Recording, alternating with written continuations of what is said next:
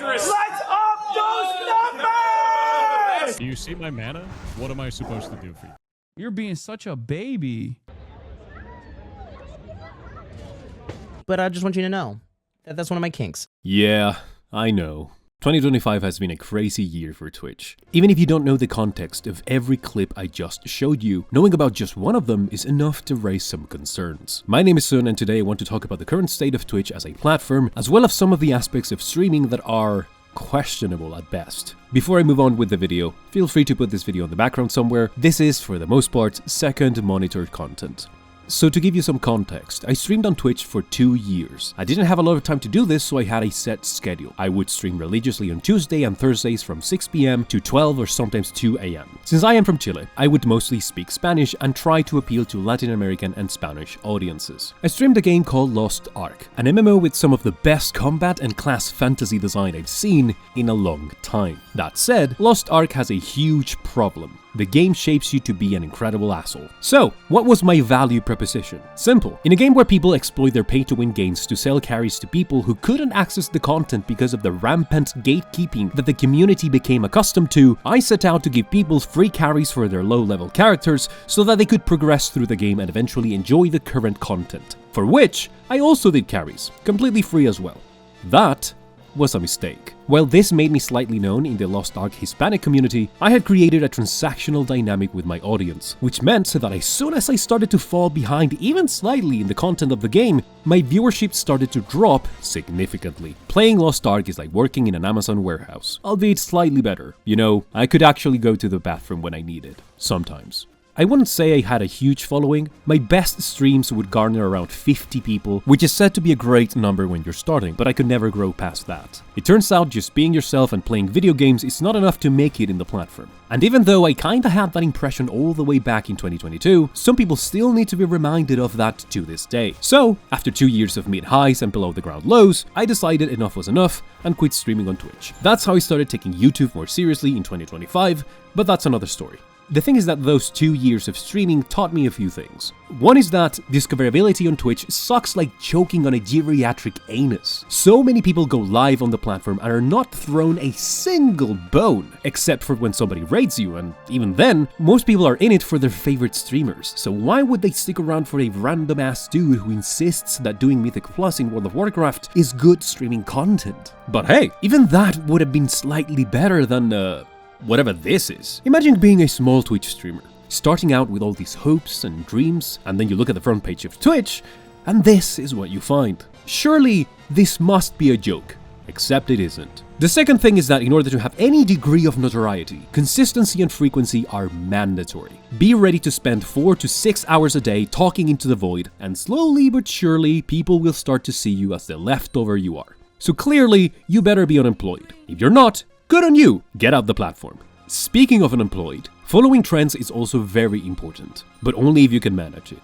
Like sure, you could know every detail about the game developer that won Best Game Developer Streamer Award on Twitch without ever developing a game. But there might be more hours of content explaining that than there is hours of content in the current Netflix catalog, which brings us to our next problem. The meaning of trends has certainly changed over the years. What could be described as a change or adjustment in the way that people behave in the 2000s, today is understood as the simple repetition or predominance of a topic in a given time in social media. At some point, trends were all about the clothes people used, the music they listened to, the things they created, and yeah, to some extent, the games they played. But today is all about the topics. And oh boy, do topics matter. Like, you can make your whole streaming career by following trends, and you know what's always trendy? Politics. So yeah, no wonder people like Hassan are massively popular, especially when you're on the right side of history. Or rather, when you're on the right side of the optics. Because let's be real, if you'd wanted to get educated on politics, what the fuck are you doing on Twitch? Not saying that the platform couldn't be used for educational purposes, just saying that the likelihood of that happening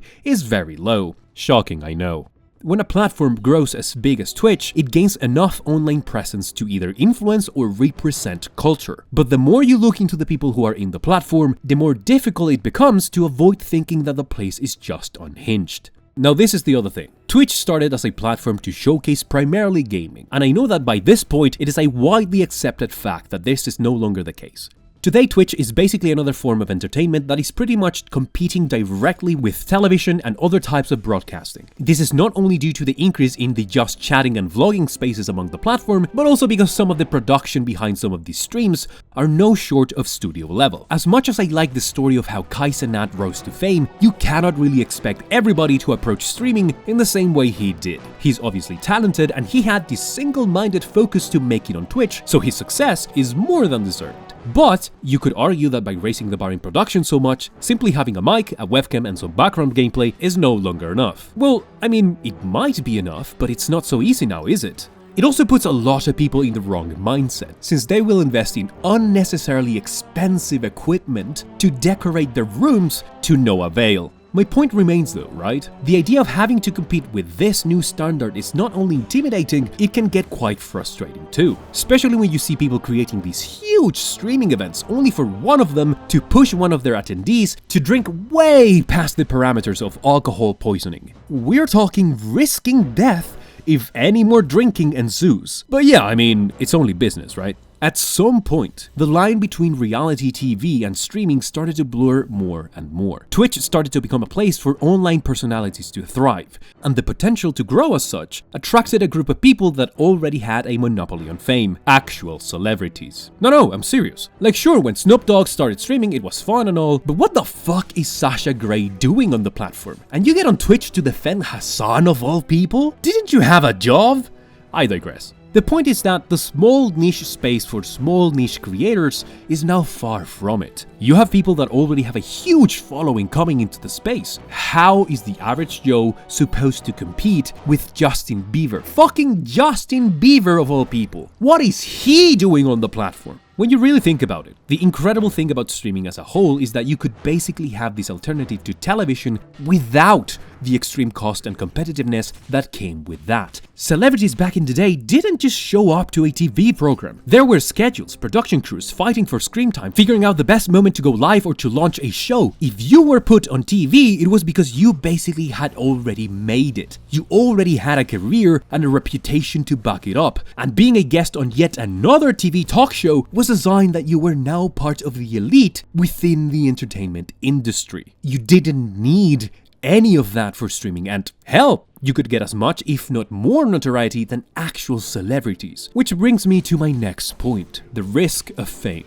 Let's suppose that you are streaming on Twitch and you are growing your community to the point that you get a partnership. People are talking about you, wanting to collab with you, and so on. Congratulations, your content is now undermined by 3 minutes of uninterrupted ads every so often. And it's not even that I have a problem with ads. Like, if you can make some money from streaming, great, amazing. Especially if you can get that back from the multi-million-dollar company instead of by trying to exploit your viewers like this lady tried years ago. But the thing is that the viewer has so little control over how many ads they go through and for how long that even if you want to keep them as few as possible, the experience as a whole is still sabotaged for both you and your viewers. Here's also where I should mention something about bots, but allegedly, they did something about that, so we'll see how that goes. Moving on, let's suppose that you start to really gain traction, and eventually you get invited to events such as TwitchCon. After much excitement, you get there, and it just takes one baffling instance of public assault to a much bigger streamer than you to realize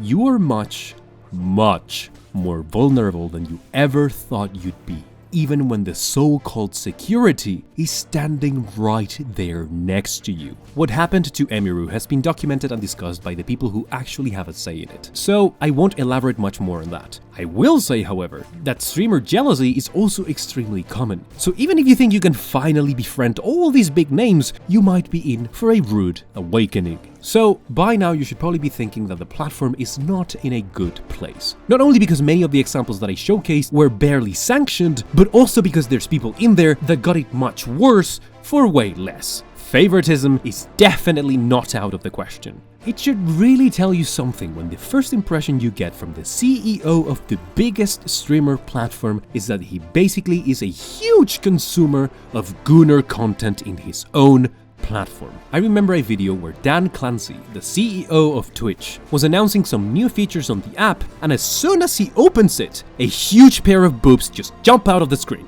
He even tried scrolling away from it, but his whole feed was full of that. as a platform that has always championed safe spaces, that reflected very poorly on whatever definition of safe space they claim to have. Everything I've just said reflects very poorly on the platform they claim to be. And seeing it unfold this year has, in a way, made me feel a lot more at ease about the fact that I stopped trying on that space. But let me go back to the point of this video. Can you really think of Twitch as a healthy platform to be a content creator? And I say content creator because just streaming on Twitch in hopes for growth or an online presence is just insane. You have to be doing something somewhere else, like on Twitter or YouTube. Otherwise, you really feel the weight of all the things I mentioned already. But it's not just what you do, it's also who you do it for. You could argue that there's people out there that don't want a big following, that don't want to grow their channels, and that's fine. I know many cases of people that have channels to stream to their friends and maybe to a few random people on the internet, and they're very happy with that.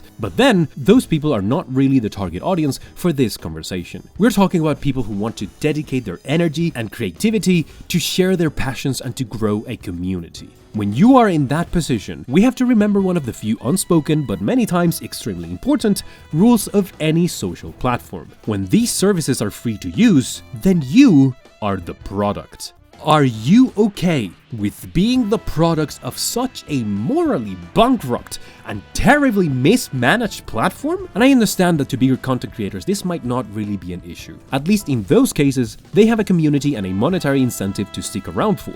But there's many people that don't really manage to get any of those. And so it becomes a rather frustrating process where your efforts are in no way acknowledged by Twitch. But as long as you keep people on their platform, they do get a benefit from you. So I ask you again, can you really see Twitch as a healthy platform for content creation? Anyways, I think this was more of a rant than anything else. I don't really have a problem with streaming. I think it can be pretty fun for all parties involved. It's more about Twitch as a platform and how they still have enough presence to shape what is to be expected of streaming as a whole. And when that is put through the lens of everything I've just said, is it really a good experience anymore?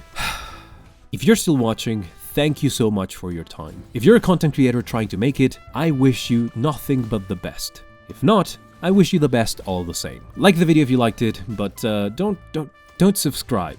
This is more of a gaming channel. I'm currently on my Monster Hunter arc, so I cannot really say that you can expect videos like these in the future, at least not for now. I'm just happy that you found this video, and I'm hoping to see what you think about this whole thing in the comments. Take care of yourselves.